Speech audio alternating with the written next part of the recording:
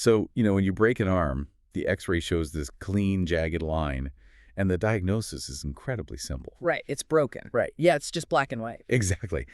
But what happens when up to 22% of women worldwide experience this severe, just life-altering pelvic pain? And the medical system's response is, well, more often than not, it's just a collective shrug. Yeah, which is completely wild when you think about that scale. It really is. So today we're taking a deep dive into the diagnostic murky waters of dyspareunia, which is the clinical term for painful intercourse. And our stack of sources for this deep dive is pretty extensive. We've got clinical practice guidelines from BAPE-H, the American Academy of Family Physicians, NCBI Stat Pearls, and a really revealing mixed method study out of Poland. Some really heavy-hitting data in there for sure. Yeah, absolutely. And the overarching mission here for you listening is to map out how this condition should actually be assessed, what treatments functionally work, and most crucially, because this is where a lot of people get stuck, Yeah. what specific parameters define a quote-unquote failure of conservative therapy and when a multidisciplinary medical team actually needs to be triggered? I mean, the contrast between how prevalent this condition is and the general medical literacy surrounding it it's frankly astonishing. To even begin assessing treatments or, defining failure, we first have to recognize that the diagnostic framework itself has undergone this massive evolution. Right, because it used to be so binary, didn't it? Completely. Historically, medicine just forced dyspareunia into this rigid binary. It was either a purely mechanical, anatomical defect, or it was entirely psychological. The classic dismissive, it's all in your head trope. Which, I mean, that completely ignores how the central nervous system actually operates. Exactly. And thankfully, the updated DSM-5 criteria completely threw out that binary. They combine dyspareunia and vaginismus, which is that involuntary contraction of the pelvic floor, into this single diagnosis called genitopelvic pain penetration disorder, or GPPPD. Right, GPPPD. And looking at the criteria, it requires symptoms to be present for at least 6 months, causing significant distress.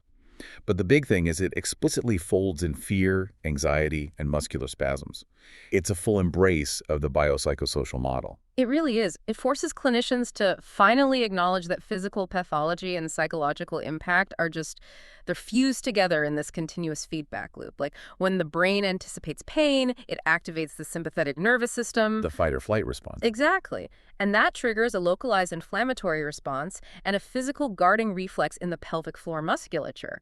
The muscles tense up to protect the body, which then makes any physical penetration actively cause microtrauma. Which just reinforces the brain's fear for the next time. Right. It's a closed loop. I was actually trying to visualize that localized tension.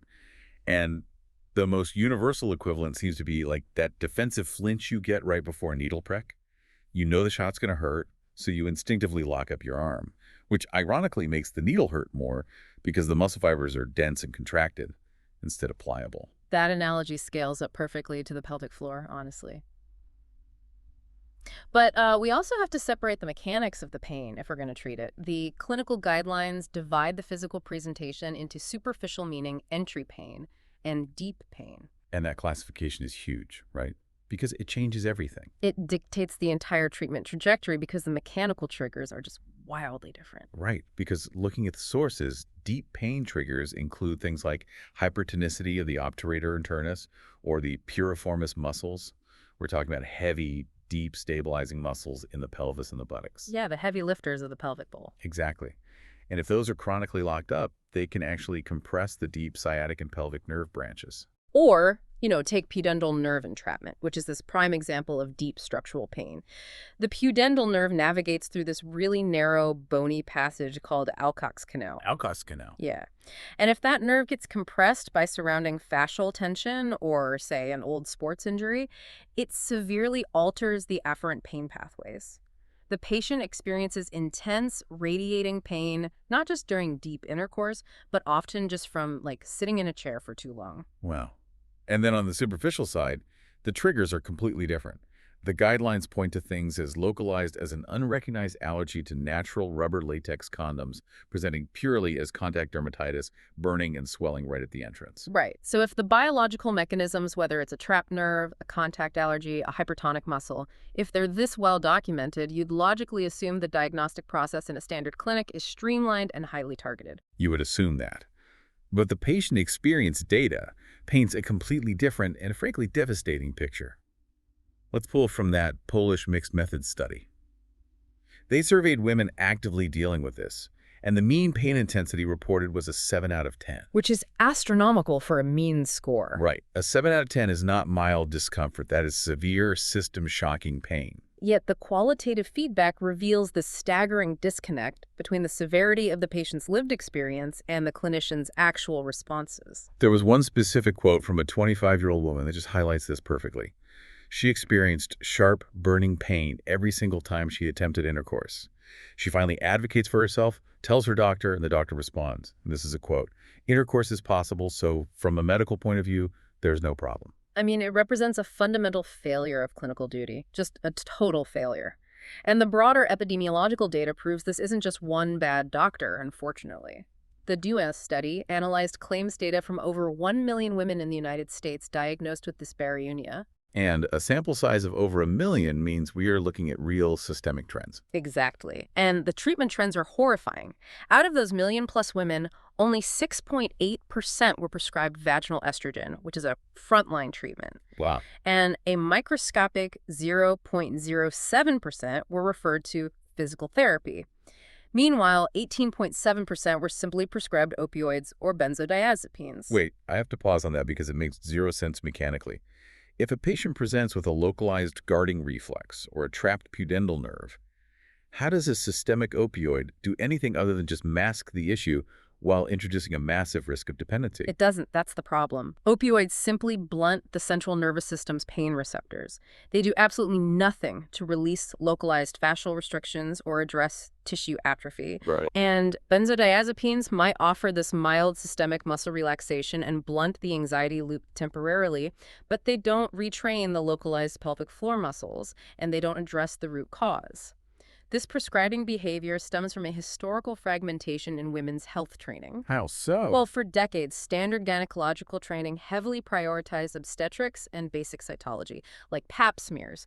So chronic pelvic pain falls into this clinical no man's land between gynecology, neurology, physical therapy, and psychology. So a general practitioner sees this complex biopsychosocial pain condition that they aren't really trained to untangle, and they just write a script for a painkiller to get the patient out the door. Basically, yeah. Or they rely on inadequate evaluation.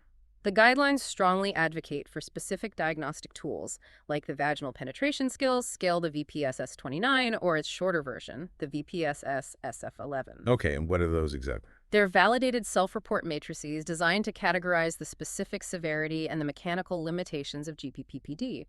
But in general practice, they are almost never utilized. Which is wild.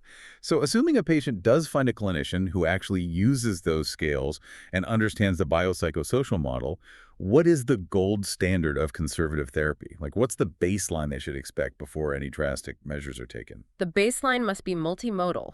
Treating just the anxiety or just the tissue won't work. First-line conservative therapy requires a combination of patient education, local estrogen therapy, specialized cognitive behavioral therapy, and targeted pelvic floor physiotherapy. Okay, let's dig into the mechanical side of those treatments, starting with the local estrogen. If a patient is dealing with vaginal atrophy or genitourinary syndrome of menopause, how is a topical estrogen cream functionally reversing a 7 out of 10 pain? So it works on a cellular level to restore the microenvironment. Local estrogen increases blood flow, which thickens the vaginal epithelium. It restores tissue elasticity and replenishes glycogen levels in the cells. Oh, the glycogen? Yeah, that glycogen feeds the local lactobacilli, which normalizes the vaginal pH. And doing all of that drastically reduces the friction and micro-tearing that trigger the pain receptors upon penetration in the first place. That's fascinating. The medication review aspect of the baseline care was also a massive revelation in the sources. The medications a patient takes for entirely unrelated issues could be silently fueling this condition. Oh, the pharmacological impact is so heavily under-discussed. SSRIs, for instance, are widely prescribed, but they frequently act as sensation blockers. Right, antidepressants. Exactly. They can significantly delay orgasm and alter genital nerve signaling, which disrupts the natural lubrication cascade. The guidelines actually suggest consulting a psychiatrist to switch to alternatives like mirtazapine or bupropion, which have a much lower incidence of sexual side effects. The sources also zeroed in on combined hormonal contraceptives. I mean, I always assumed birth control pills would just regulate hormones, but they actually increase something called hormone binding globulin, or SHBG. Yeah, SHBG. It essentially acts like a sponge in your bloodstream, soaking up free testosterone. Okay, wait, soaking it up. Yeah, and the vulvar and vestibular tissues are highly androgen dependent. Without adequate free testosterone, the vestibular glands can't produce sufficient mucin. So the tissue thins out, it becomes highly friable, and triggers intense entry pain. Wow. The fix often requires just pulling the patient off combined oral contraceptives and switching them to a non-hormonal IUD to allow their local testosterone levels to rebound naturally. See, that is incredibly actionable information for the listener. If your birth control is starving your localized tissue of testosterone, no amount of cognitive behavioral therapy is going to fix the resulting physical microtears. Which is exactly why the multimodal approach is mandatory. You have to address the hormones, the psychology, and the muscular tension simultaneously. Well, regarding that muscular tension, I kind of have to play devil's advocate on the physical therapy recommendation. If a patient has a severe phobia of penetration and is experiencing 7 out of 10 pain, isn't sending them to a physical therapist for internal myofascial release, like the Thiel massage mentioned in the texts, isn't that just going to traumatize their nervous system even further? It absolutely would if it were done aggressively. But specialized pelvic floor physical therapy is entirely about titration and downtraining. We're absolutely not talking about doing Kegels here. Definitely no Kegels. Right. For a hypertonic, chronically guarded pelvic floor, Kegels will actively worsen the pain by strengthening a muscle that is already locked up. So how did the Thiel massage actually work without triggering that guarding reflex we talked about? The therapist uses extremely slow, controlled internal sweeping motions along the muscle fibers to identify specific trigger points, usually in the levator ani or the obturator internus. And crucially, they combine this mechanical release with paradoxical breathing. Paradoxical breathing. Yeah. The patient is taught to consciously expand their abdomen and drop their pelvic floor during the internal contact. It forces the parasympathetic nervous system to override the sympathetic fight-or-flight response. Oh, that's incredible. You're essentially using breathing mechanics to manually short-circuit the brain's panic loop, teaching the nervous system that contact does not automatically equal trauma. It's literal neurological rewiring via physical touch. Yeah. Now, this brings us to the most vital question of this entire deep dive. Let's say a patient does the multimodal baseline, right? They switch their birth control, they use the local estrogen, they diligently attend CBT and specialized pelvic floor down training. What specific parameters define a failure of conservative therapy? Well, we first have to look at the timeline because the medical literature is very strict about what constitutes an adequate trial of conservative care. The neuroplasticity required to undo a chronic pain loop, combined with the actual cellular time needed for estrogen to thicken tissue, means outcomes take time. So abandoning the physical therapy after 3 weeks because it still hurts is premature. Highly premature. The guidelines mandate that measurable outcomes typically only begin to emerge after a minimum of 3 months of consistent multimodal therapy. And for a true assessment of long-term success or failure, a 24-month follow-up window is recommended. 24 months. That requires immense psychological endurance from the patient. And how is success even defined after those 3 to 24 months? I imagine if someone starts at a 7 out of 10, they just want a 0 out of 10. A pain-free existence is obviously the goal, but clinically, success is defined by functional improvement. Positive outcomes in the literature are categorized as a reduction from severe to mild pain, a verifiable decrease in resting muscular tension during a physical exam, and the establishment of robust psychological coping mechanisms. Okay, so it's about making it manageable. Yes. If the therapy downgrades the pain from a catastrophic barrier into a mild, manageable sensation that doesn't trigger an anxiety spiral, the conservative baseline is medically considered a success. But if they hit that 3 to 6 month mark, and the symptoms remain severe, constant, and unmanageable, conservative therapy has officially failed. My assumption would be that surgery is the immediate next step, right? To mechanically fix whatever is causing the issue. That is a very common assumption, and it is entirely incorrect according to guidelines from bodies like NICE, the National Institute for Health and Care Excellence. Jumping straight to surgery is a massive clinical error. Really, why? If the conservative methods failed, wouldn't you want to just go in and physically cut out the problem, like releasing an entrapped nerve or removing scar tissue? Because in a biopsychosocial pain condition, the nervous system is already severely hypersensitized. Cutting into that tissue with a scalpel introduces massive new trauma, which can generate more scar tissue and radically worsen the neuropathic pain loop. Oh, that makes total sense. Surgeries such as the lysis of adhesions or hymen incisions are strictly adopted as an absolute last resort. Okay, so what about procedural escalations like the energy-based devices I've seen advertised? The vaginal lasers or radiofrequency treatments. Procedural therapies like fractional CO2 lasers or radiofrequency are highly specific escalations. According to the NICE guidance, they are reserved strictly for patients dealing with genitourinary syndrome of menopause who have demonstrably failed local estrogen therapies. Not for everyone. Exactly. They are not a blanket treatment for all dyspareunia, and they certainly aren't a first-line option. Similarly, neurotoxin injections, like injecting Botox directly into the hypertonic pelvic muscles to force them to relax, are only considered when manual physical therapy downtraining has completely stalled. Got it. So if a patient has failed the conservative baseline and they aren't an immediate candidate for procedural or surgical escalation, what is the actual protocol? The definitive protocol trigger for refractory or treatment-resistant dyspareunia is the convening of a multidisciplinary team, or MDT. And who is responsible for pulling that trigger? The lead clinician, which is typically the primary gynecologist or a chronic pain specialist, is obligated to triage the severity. If the baseline care fails, they must initiate a comprehensive case review and assemble the MDT. Given how complex this condition is, I imagine just bringing in another general gynecologist isn't going to cut it. You'd need specialists who actually understand the intersection of nerves, muscles, and psychology. That's precisely the point of the MDT.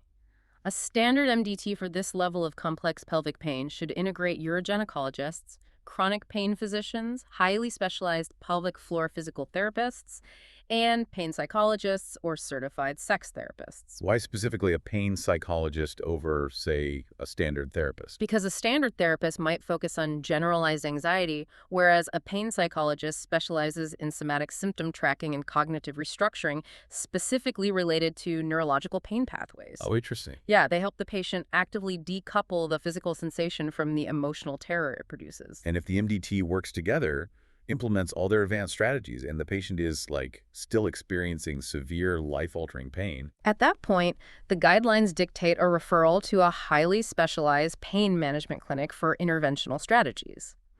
At this stage, we are looking at overriding the nervous system entirely. Using what kind of mechanisms? What does that look like? Technologies like spinal cord stimulation. This involves implanting a small device that delivers targeted electrical impulses directly to the dorsal horn of the spinal cord. Wow, an implant. Yes. It functionally intercepts and alters the neuropathic pain signals before they can even travel up the spinal column and reach the brain. It really illustrates just how neurologically entrenched this pain can become when it's left untreated or mismanaged early on. I mean, if you are listening to this, and you or someone you know is navigating this diagnostic maze, understanding these specific clinical parameters is your greatest tool for self-advocacy. If you walk into a clinic tomorrow and a provider suggests an invasive laser procedure or surgery on day one, before offering local estrogen or internal physical therapy, you now know they are violating clinical guidelines. And conversely, if a clinician leaves you suffering with severe pain for over a year, continually handing you a prescription for a benzodiazepine or a topical lidocaine cream without ever initiating an MDT referral, they are failing to escalate your care appropriately. You have the right to demand that the established clinical pathways be followed. So, synthesizing everything we've covered today, dyspareunia is this highly prevalent, heavily stigmatized biopsychosocial condition. It demands careful clinical classification to separate superficial triggers, like contact dermatitis or hormonal tissue thinning, from deep triggers, like hypertonic muscles or pudendal nerve entrapment. Right. And the treatment pathway is a defined ladder. The foundational rung is a multimodal approach: patient education, local estrogen-targeted physical therapy downtraining, and cognitive behavioral therapy, evaluated over a timeline of 3 to 24 months. But when that foundation fails, the roadmap demands escalation, not dismissal. Triggering an MDT to surround the pathology from neurological, muscular, and psychological angles is the standard of care. Pain during intimacy is this complex interaction between your nervous system, your anatomy, and your psychology. It is real, it is valid, and the framework to treat it exists. The most important takeaway is that the brain-body loop can be rewired. The pain pathways can be intercepted. It's a fascinating look into the sheer power of human neurology. And, it leaves me with a final thought to mull over. If our modern evidence-based understanding of genitopelvic pain proves that the brain's anticipation of pain can literally alter the physical structure, elasticity, and tension of our anatomy, how much of the chronic pain we experience in other areas of our bodies, like our lower backs, our shoulders, our joints, might be driven by the exact same invisible mechanism of fear and guarding? It completely challenges the traditional mechanical view of the human body. We're not just a collection of parts that wear out. We are an interconnected system where our thoughts and fears manifest physically, right in our tissues. Which means sometimes the most debilitating conditions aren't the broken bones that show up clearly on an X-ray. They are the invisible feedback loops of protection and pain. Thanks for joining us on this deep dive.